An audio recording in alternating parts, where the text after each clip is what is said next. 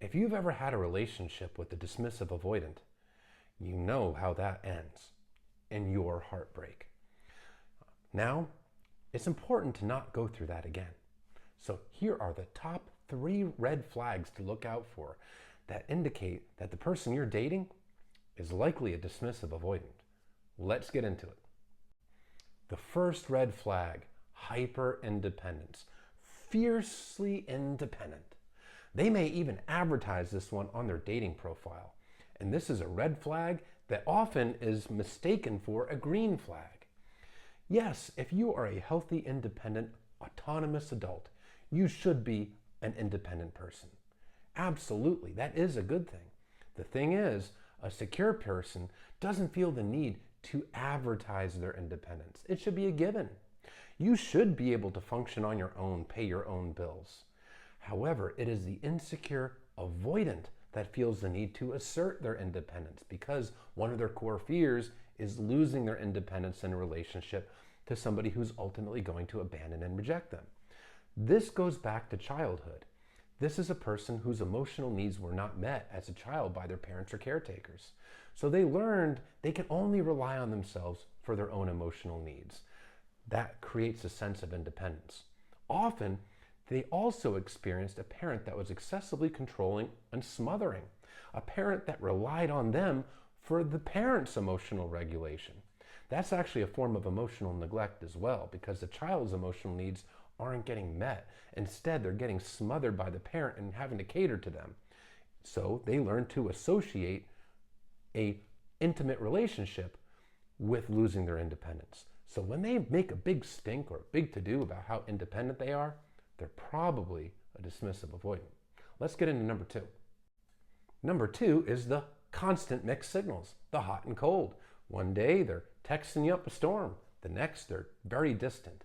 They might even go for days without replying to you, and then they're all about it. Hot, cold, hot, cold. They seem really into you in person, but then when you're apart, you're getting them kind of the feeling that maybe they're not into you, but then they are, and it's very confusing. You don't know where you stand with this person. It's because they are interested in you. They probably do have a connection with you, but they fear getting too close to you. That emotional intimacy is unsafe, so they keep on distancing to create emotional distance between the two of you because that's how they feel safe. They come in when they want the validation after they've taken distance and they feel soothed, but then when things get too close and too real, they back off. So hot and cold signals are a really big sign that you're dating a dismissive avoidant. So let's get into number 3. Number 3 is the fear of commitment. They'll love dating you. They've expressed even that they're really into you, but they just don't want to put a label on it. And you've been seeing them now for a few months or more, but they don't want to complicate things by putting a label on it. Why can't we just go with the flow?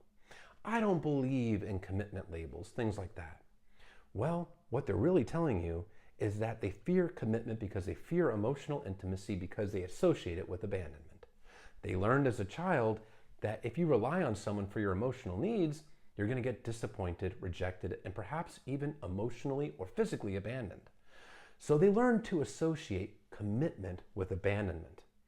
Because when you commit to someone, it's an implied notion that you have to be emotionally available. You have to be emotionally vulnerable for the person that you're committed to, especially if there's a commitment label. Well, they learned that vulnerability means they open up their heart and they get abandoned and rejected. They have a low self-esteem. Because they didn't receive the love and nurturing as a child, they feel defective, unlovable. If they're too vulnerable, you'll figure out they're unlovable and you'll reject and abandon them. So they'd rather not put the label on it because that way they don't have to be vulnerable with you. They don't have to be emotionally available for you. They can come in, get the validation, but still keep you at a distance where they feel safe. But if they commit, it's going to inevitably lead to abandonment. That is the subconscious fear in the mind of a dismissive avoidant. That's why they fear labels, because they associate commitment with abandonment. The caveat is they're not so scared to commit to another avoidant or a toxic partner, someone who's emotionally unavailable because there's no threat of emotional intimacy. That person's not vulnerable with them, so they don't have to be vulnerable in return. So committing to that person doesn't seem scary. But it is scary when they have an emotionally available partner, because then the pressure's there for them to be vulnerable in return. Plus, the emotionally available partner is always going to be more special, more loving, and it would hurt so much more to be abandoned by that person. Being abandoned by a toxic person, well, it's not as painful because that person was never as special. So those are really the 3 top red flags to look out for to determine if the person that you're seeing or dating is a dismissive avoidant.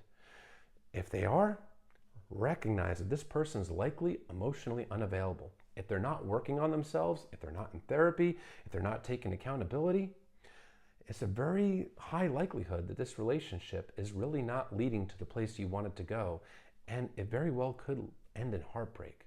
Now, if they're working on themselves, taking accountability, going to therapy, then yes, there's a great chance it could work out. But hold boundaries. Boundaries being your limits of what you will and will not tolerate. If you want commitment and they refuse to do it, hold that boundary. It might mean the end of the relationship, but then you won't be investing time and energy into a person that's not investing it in you. Your boundaries are your sword and shield. They're how you protect yourself. Hold them.